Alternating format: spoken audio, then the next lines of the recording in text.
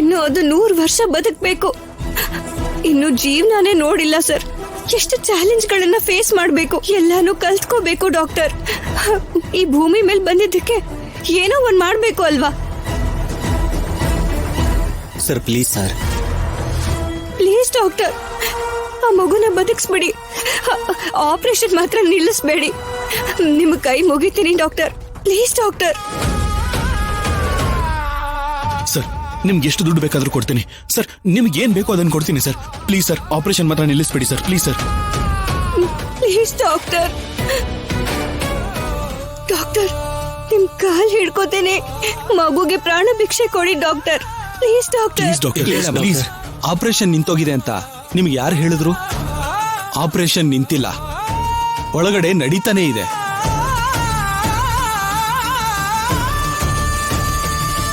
ನೀವು ರಾಜಾರಾಮ್ ಅವ್ರ ಮಗಳಂತ ನಿಮ್ ತಾಯಿ ಜಾನಕಿ ಅವ್ರನ್ನ ನೋಡಿದ್ಮೇಲೆನೆ ಗೊತ್ತಾಯ್ತು. ನನ್ನನ್ನ ಡಾಕ್ಟರ್ ಮಾಡಿದ್ದು ನಿಮ್ ತಂದೆಯವರು, ನನ್ನೇ ಅಲ್ಲ. ಈ ಊರಲ್ಲಿ ಎಷ್ಟೋ ಜನರನ್ನ ಉನ್ನತ ವಿದ್ಯಾಭ್ಯಾಸ ಮಾಡೋದಕ್ಕೆ, ಉನ್ನತ ಸ್ಥಾನ ತಲುಪೋದಕ್ಕೆ ರಾಜಾರಾಮ್ ಅವರು ಎಷ್ಟೋ ಸಹಾಯ ಮಾಡಿದ್ದಾರೆ. ಆ ಕುಟುಂಬದ ಋಣ ತೀರ್ಸ್ಕೊಳ್ಳೋ ಅವಕಾಶ ನನಗೆ ಇವಾಗ ಸಿಕ್ಕಿದೆ. ನಾವು ಮಾಡೋ ಒಳ್ಳೆ ಕೆಲಸಗಳು ನಮ್ಗೆ ಯಾವುದೋ ಒಂದು ರೂಪದಲ್ಲಿ ಹಿಂತಿರುಗಿ ಬರುತ್ತೆ ಅಂತ ಹೇಳಕ್ಕೆ ಇದೊಂದು ಉದಾಹರಣೆ. ನೀವು ಧೈರ್ಯವಾಗಿರಿ, ಮಗು ಆಪರೇಷನ್ ಸಕ್ಸಸ್ ಆಗುತ್ತೆ. ಹಾಗಾದ್ರೆ ಡಾಕ್ಟರ್, ನೀವು ಅನಘಾದೇವಿ ಹತ್ರ ಹಾಗೆ ಹೇಳಿದ್ರಿ? ಹಾಗೆ ಹೇಳ್ದೆ ಹೋದ್ರೆ ನೇರವಾಗಿ ಬಂದು ಇಲ್ಲಿ ಪ್ರಾಬ್ಲಮ್ ಮಾಡ್ತಾರೆ. ಇದು ಅವ್ರ ಹಾಸ್ಪಿಟಲ್ ಅಲ್ವಾ, ಹಾಗೇ ಹೇಳಬೇಕು. ನೀವೇನು ಟೆನ್ಷನ್ ಮಾಡ್ಕೋಬೇಡಿ.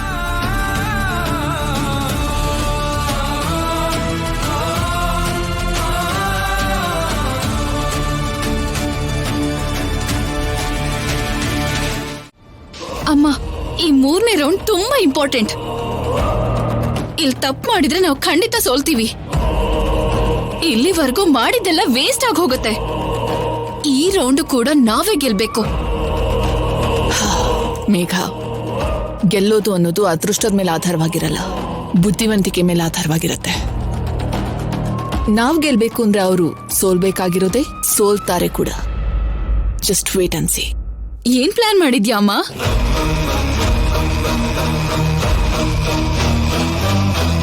ಹೇಳಿ ಮೇಡಮ್. ಒಂದ್ಸಲ ಹೊರಗಡೆ ಬಾ. Okay madam.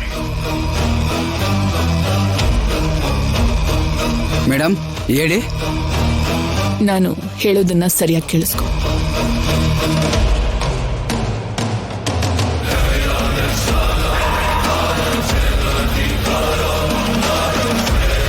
ಇದು ಪ್ಲಾನ್ ಪರ್ಫೆಕ್ಟ್ ಆಗಿ ಮಾಡು. Okay madam. ಹೋಗ್ ಬರ್ತೀವಿ ಮೇಡಮ್. ಮೇಘ, ಇನ್ನು ನಮ್ ಕೆಲಸ ಆದ ಹಾಗೇನೆ. ಏನ್ ಮಾಡ್ತಿದ್ಯೋ ಏನೋ. Wait and see baby.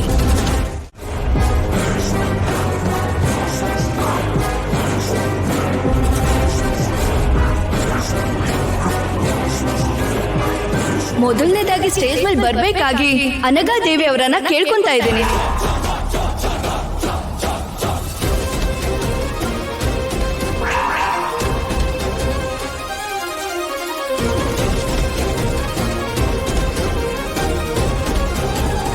ಅಮ್ಮ, ಬೈ ಮಿಸ್ಟೇಕ್ ನನ್ನ ಹೆಸರು ಬದಲು ನಿನ್ ಹೆಸರು ಬರ್ಸಿದ್ಯಾ? ಹೌದು. ಈ ಕಾಂಪಿಟೇಷನ್ ಈ ಊರಲ್ಲಿ ಯಾರು ಇರ್ಬೇಕು ಅನ್ನೋದನ್ನ ಡಿಸೈಡ್ ಮಾಡುತ್ತೆ. ನೀನ್ ಈ ತರ ಟೆನ್ಷನ್ ಮಾಡ್ಕೊಂಡು ಸ್ಟೇಜ್ ಹತ್ತಿದ್ರೆ ಪರ್ಫಾರ್ಮೆನ್ಸ್ ವೀಕ್ ಆಗೋಗುತ್ತೆ. ಅದಕ್ಕೆ ನಾನೇ ಹೋಗ್ತಾ ಇದ್ದೀನಿ. ಓಕೆ ಅಮ್ಮ.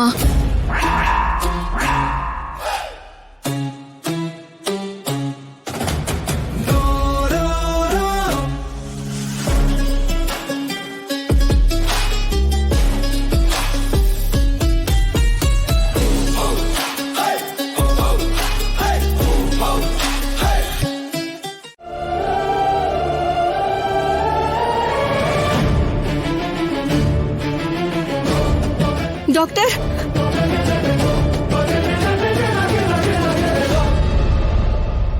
ಆಪರೇಷನ್ ಸಕ್ಸಸ್ ಆಗಿದೆ.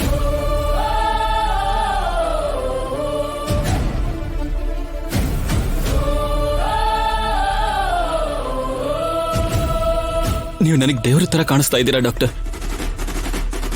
ನನ್ನ ಮಗಳಿಗೆ ಪುನರ್ಜನ್ಮ ಕೊಟ್ಟಿದ್ದೀರಾ. Thank you doctor, thank you so much. ಮಗು ಕಂಡ್ರೆ ನಮ್ ಎಲ್ರಿಗೂ ಪ್ರಾಣ ಡಾಕ್ಟರ್. ಆ ಪ್ರಾಣನ ಅಂಗೈಯಲ್ಲಿಟ್ಕೊಂಡು ಕಾಯ್ತಾ ಕೂತಿದ್ವಿ. ತುಂಬಾ ಒಳ್ಳೆ ಮಾತು ಹೇಳಿದ್ರಿ.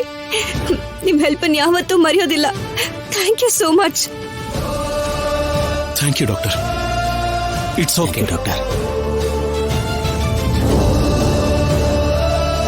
ನನ್ನ ಮೊಮ್ಮಗಳು ಮೃತ್ಯುನೇ ಜಯಿಸಿದಾಳೆ ಕಣೋ.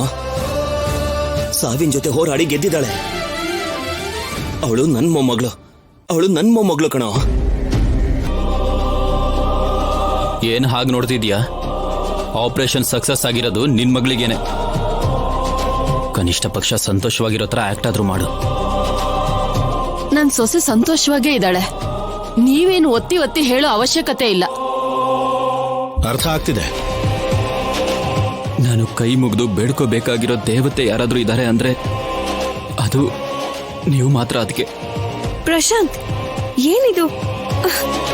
ಮಗು ಪ್ರಪಂಚ ನೋಡಿರೋ 2 ನಿಮಿಷದಿಂದನೂ ಪ್ರತಿ ಕ್ಷಣ ಅದನ್ನ ಕಣ್ಣಿನ ರೆಪ್ಪೆ ತರ ಕಾಪಾಡ್ಕೊಂಡು ಬಂದಿದ್ದೀರಾ. ಅದ್ ನಕ್ರೆ ನೀವು ನಗಾಡಿದ್ರಿ, ಅದ್ ಹತ್ತಾಗ ನೀವು ಅಳ್ತಿದ್ರಿ. ಕೊನೆಗೆ ಅದ್ ಪ್ರಾಣಾಪಾಯದ ಸ್ಥಿತಿಯಲ್ಲಿದ್ದಾಗ ನಿಮ್ ಪ್ರಾಣನೇ ಹೋಗ್ತಿದೆ ಅನ್ನೋ ಹಾಗೆ ಎಷ್ಟು ಕಷ್ಟ ಅನುಭವಿಸಿದೀರಾ ಅನ್ನೋದು ನಾನು ಈ ಕಣ್ಣಿಂದಲೇ ನೋಡಿದ್ದೀನಿ. ಅದಕ್ಕೆ ಅಮ್ಮನ ರೂಪ ಯಾವ ತರ ಇರುತ್ತೆ ಅಂತ ಯಾರಾದ್ರೂ ನನ್ನ ಕೇಳಿದ್ರೆ ನಾನ್ ಮಾತ್ರ ನಿಮ್ಮನ್ನೇ ತೋರಿಸ್ತೀನಿ.